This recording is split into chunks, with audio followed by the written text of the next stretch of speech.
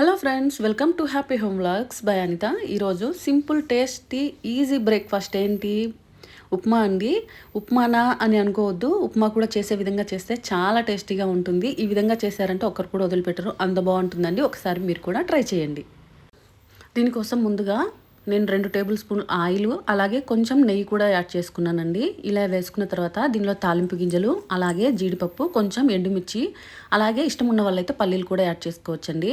ఇలా వేసుకొని వీటిని దోరగా వేగిన తర్వాత సన్నగా కట్ చేసినటువంటి పచ్చిమిర్చి అలాగే ఒక పెద్ద సైజు ఉల్లిపాయ సన్నగా కట్ చేసుకున్నానండి. టేస్ట్కి సరిపడా కల్లుప్పు యాడ్ చేసుకున్నాను. ఈ విధంగా వేసిన తర్వాత ఈ తాలింపు అంతా కొంచెం మగ్గాలండి. ఈ విధంగా చూసారా, ఉల్లిపాయలన్నీ బాగా మగ్గిపోయాయి. ఇలా మగ్గిన తర్వాత ఇందులో కొంచెం కరివేపాకు అలాగే టమాటా కూడా యాడ్ చేసుకోవాలి. వీటిని కూడా బాగా వేయించుకోవాలండి. మార్నింగ్ టైము త్వరగా టిఫిన్ చేయాలన్నప్పుడు ప్రతి ఒక్కరికి ఉప్మానే గుర్తొస్తుంది. ఒకసారి ఇలా కానీ ట్రై చేశారంటే ఉప్మా అనేది చాలా టేస్టీగా వస్తుందండి. అందరు తినేస్తారు. నేనైతే ఒక గ్లాస్ రవ్వ తీసుకున్నానండి. ఈ గ్లాస్కి 2 గ్లాసులు వాటర్ యాడ్ చేసుకున్నాను. ఈ వాటర్ అనేవి బాగా బాయిల్ అవ్వాలండి. ఇలా బాయిల్ అయితే ఉప్మా అనేది టేస్ట్ బాగుంటుంది. చూసారు కదా, పొంగొస్తుంది. మీకు మా వీడియోస్ నచ్చాయి అనుకుంటున్నానండి. నచ్చితే ఒక లైక్ చేయండి. అలాగే మన ఛానల్లో మరిన్ని మంచి వీడియోస్ మీరు డైలీ చూస్తుండాలనుకుంటే సబ్స్క్రైబ్ చేసుకోండి.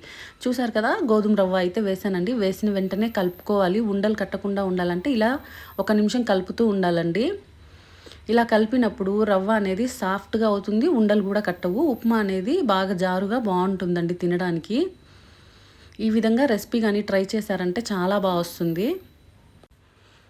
ఈ విధంగా కలుపుకొని మూత పెట్టేసేయాలండి. మధ్యలో కలుపుకుంటూ ఉండాలి ఉప్మా రెడీ అయ్యేదాకా. ఈ విధంగా వాటర్ బబుల్స్లా వస్తుంది కదా, అంటే ఇంకా 2 నిమిషాలు అవ్వాలండి ఉప్మా అవ్వడానికి. ఇలా ఒకసారి కలుపుకొని మూత పెట్టేసుకోవాలండి. కొంచెం సిమ్లో పెట్టేసి ఒక 3 నిమిషాలు ఉంచేస్తే ఉప్మా అయితే రెడీ అయిపోతుందండి.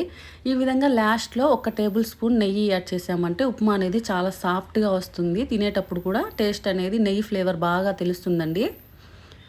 ఈ విధంగా నెయ్యి వేసుకున్న తర్వాత సిమ్లో పెట్టేసి ఒక 2 నిమిషాలు ఉంచేసి ఆపేసేయాలండి.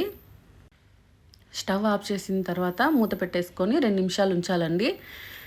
ఒక 2 నిమిషాల తర్వాత టేస్టీ అయినటువంటి ఉప్మా రెడీ అయిపోయింది. గోధుమ రవ్వ ఉప్మా వల్ల ఫైబర్ ఎక్కువ ఉంటుంది. అలాగే షుగర్ పేషెంట్లకు కూడా చాలా మంచిదండి. దీనిలో చాలా న్యూట్రిషన్స్ కూడా ఉంటాయి. చూసారు కదా, టేస్టీ అయినటువంటి రవ్వ ఉప్మా అయితే రెడీ అయిపోయింది. ఇంకెందుకు ఆలస్యం, ఈ వీడియో మీకు నచ్చితే లైక్ చేయండి. అలాగే మీరు ట్రై చేసి మీకు ఎలా వచ్చిందో కామెంట్ సెక్షన్లో నాతో తెలియచేయండి. Have a nice day. Please subscribe.